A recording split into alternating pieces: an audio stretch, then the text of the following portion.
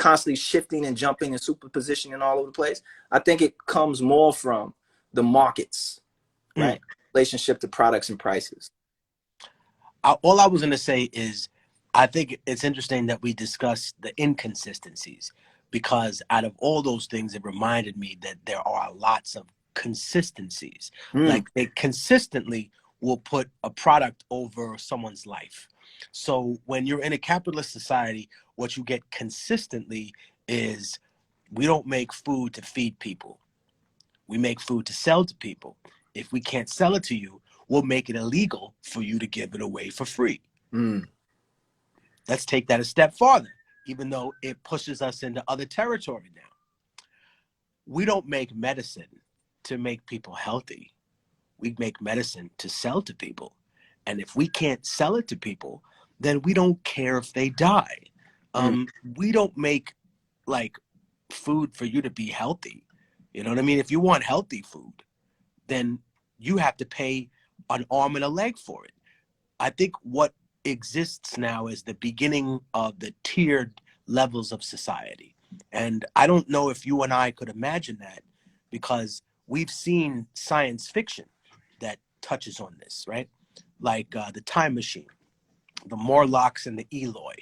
But is that so unrealistic now that there would be two groups of human beings and one of them would say, okay, I'm willing to do everything that the government says. I'm going to do this whole Elysium shit. I'm going to get every booster, every shot, everything. And then there's another group of people that says, no, I don't want to live in a big city. I'm going to do this or do that. It's easy to see how thousands of years could separate those people. And the weird thing about science is that if just one fucking thing about those people as a whole, as an indigenous group, or as a separate subsection of another group of people, if one thing becomes different about you, right? If you can see in the dark better, as a whole, as a group, as a demographic even, regardless of your skin color now, it becomes, okay, we have a new demographic point. You're not susceptible to these diseases, or you are more than another person. Then you enter the zone of actually splitting the human race. So what we've seen through the past few thousand years or 100,000 years is kind of a culling of all the other genuses of Homo sapien until we have the one that we have now. What we're actually looking at and seeing in real time, I believe, is the beginning of the splintering of what human beings will be in the future. And that's based not just on religion, but on diet, on medical choices, and irrespective of who survives, they're all going to have their story, like you said, based on why they did it. Some people as a constant and as something that we can consistently guarantee that they'll do is that very few times do human beings not want to create an overarching ideal or a religion or a faith or reality that they can then align themselves to. Because if it's just one person, then I have to align myself with the bloodline of that person. But if I'm in the same vein, if I carry the cross, so to speak, as this movement, then I then gain the followers and the support to be able to do that. And I think where we've seen society go now is that we will have that fundamental change, right? Like, how about this? Technology that exists now in this society is not made for people across the board. It's focused on helping out a very small subsection of a huge group of people, but it's focused on just them. They're not like the experiment that was the vaccine was their idea that they were going to help everyone.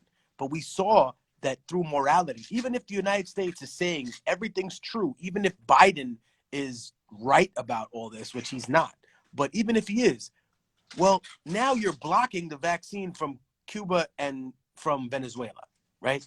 So we know that irrespective of whether you believe in it or not, you're doing things so that the people that you're diametrically opposed to can't get the help that you need. It's not communism that's taking over the world. It's that capitalism is failing. And I think that it's not revolution that socialists or leftists or even like people who are in the whole libertarian wing somewhere in the middle. Mm. I don't know if it's so much revolution that they should be preparing for, but I'll say this on the channel here. They might have to be preparing for apocalypse, for a way to build up out the ashes. And I don't mean the ashes like of a nuclear holocaust. I mean of an economic meltdown. Like you just said it yourself. A lot of these relationships rely upon that. When those strings get cut, well, I'll tell you right now, with the charity that we've had, there's been outages on, let's say, cereal. There's been outages on tuna. You know what I mean? I can see those in real time because I'll go to the store and they'll literally be like, hey, man, if you wanted these, you should have been here yesterday. And I'm like, well, you usually have 3 days worth of tuna. And he's like, well, this week we had 1 day worth of tuna. So this is why we keep a stockade. And I look at that and I can read the signs. And realistically speaking, man, I'm not saying that, you know, a dark side is going to crash through your front door, that the sun's going to explode today. No, that doesn't happen for a billion years. But what I'm saying is that no society lasts forever, and most certainly not one that's teetering like this after 200 some odd years. But people are married to this idea of eternal America. They want to keep it like the 1950s, and you literally can't. You want the sandwich to look the same that it's looked, and you want it to look like that forever. It won't. If you make a sandwich, all you got to do is wait 24 hours and look at that melted piece of fucking soggy bread and nastiness, but you want it to be that same 1956 sandwich. It's not that anymore. That shit is gone, yo. The one thing, I'll leave you with this. One interesting thing is I was reading up on the Kennedy assassination, and I wanted to say, why do people hate him so much in the military? He actually did, and people, regardless of the fucked up things he did in Cuba and other shit, Kennedy reorganized the way the CIA worked and the way intelligence operations worked.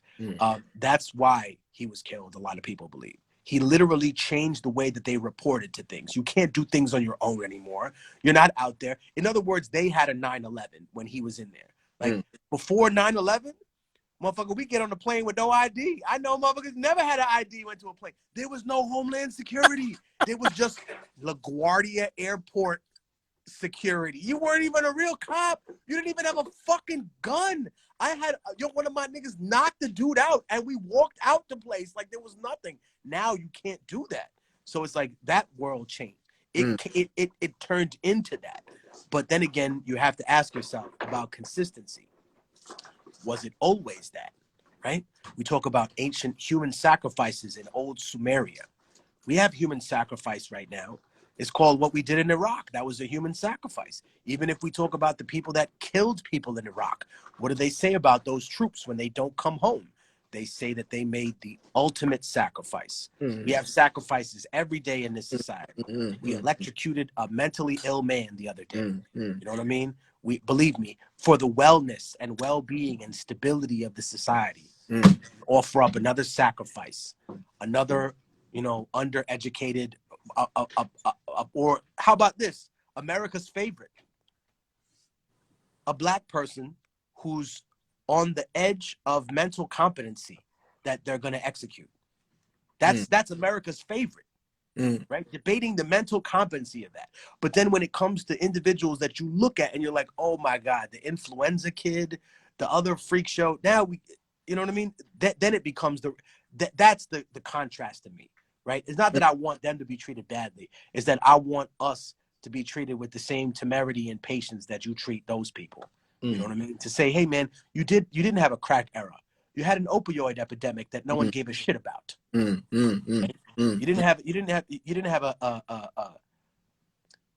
didn't have so-called slavery be your history. You had slavery interrupt your history, right? For thousands of years. Right? You had these new terminologies that people invented, like you said, the new system, the new way of doing business, right?